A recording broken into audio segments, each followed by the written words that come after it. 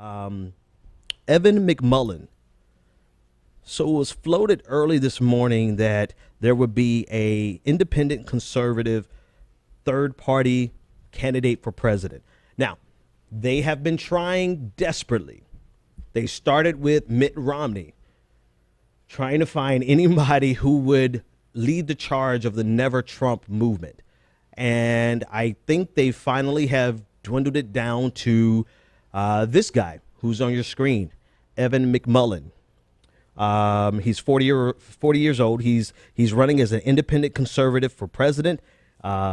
He says he's running because it's never too late to do the right thing. 40-year-old, former Goldman Sachs, MBA from Wharton School of Business. He is a Mormon. His undergrad is from, I believe he has 2 undergraduate degrees, one from Brigham Young University and the other one from the University of Pennsylvania. He says he was a CIA operative. I generally tend to, anyone who can actually say that, I kind of, wonder exactly what type of operative, because most people who are anyway, I'll leave him alone. So anyway, he's running for president of the United States. He jumped from, this is no measure, right? But I'm in Twitter all day long, so I do gauge a lot by Twitter.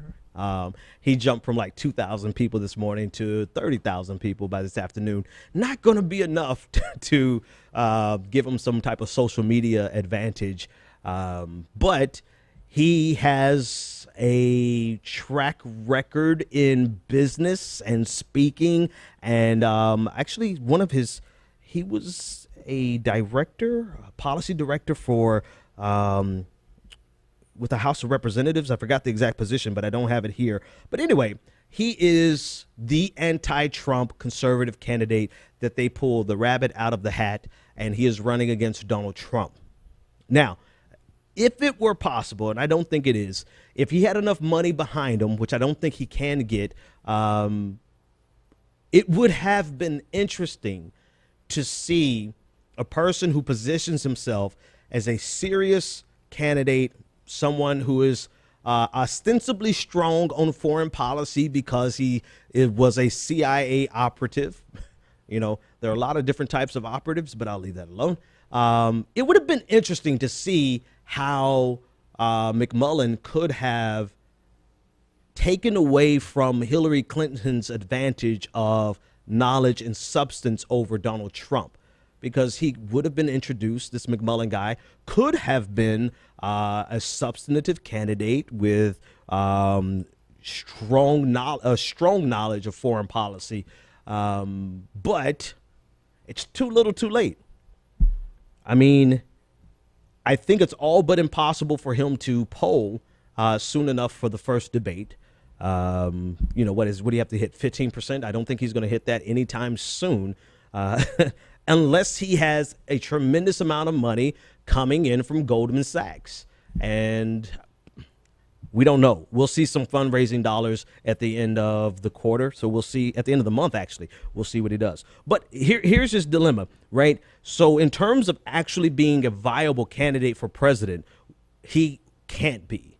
Not at this point. So deadlines for ballot access have already passed in Texas, North Carolina, Illinois, Indiana, New Mexico, Nevada, Georgia, Delaware, Florida, Oklahoma, South Carolina, Michigan, Washington, Missouri, Arkansas, Kansas, Maine, Maryland, and Nebraska, New Jersey, Pennsylvania, Vermont, West Virginia, Massachusetts, South Dakota, and Wisconsin. So I believe according to 538, that's 294 out of 538 electoral votes that he is not eligible to get because the deadline to be on the ballot has already passed. But he is actually in time enough to give Donald Trump indigestion for Utah. McMullen is a Mormon, and he seems to be a serious person, a serious individual. I think it is a good excuse for for maybe a write-in. I think people in other states that the timeline has already passed, maybe people will write him in for states that allow write-ins. But for Utah, I think he could give Donald Trump some pain, some headache on those 6 electoral votes. Ultimately, he is just an anti-Trump candidate. No chance of actually winning. This boosts his profile. This is a good profile booster for, I don't think this is going to hurt him at all. I think this only enhances his profile, launches him onto the national stage, a national platform. Everyone's talking about him and everyone's covering him. What does he have to lose?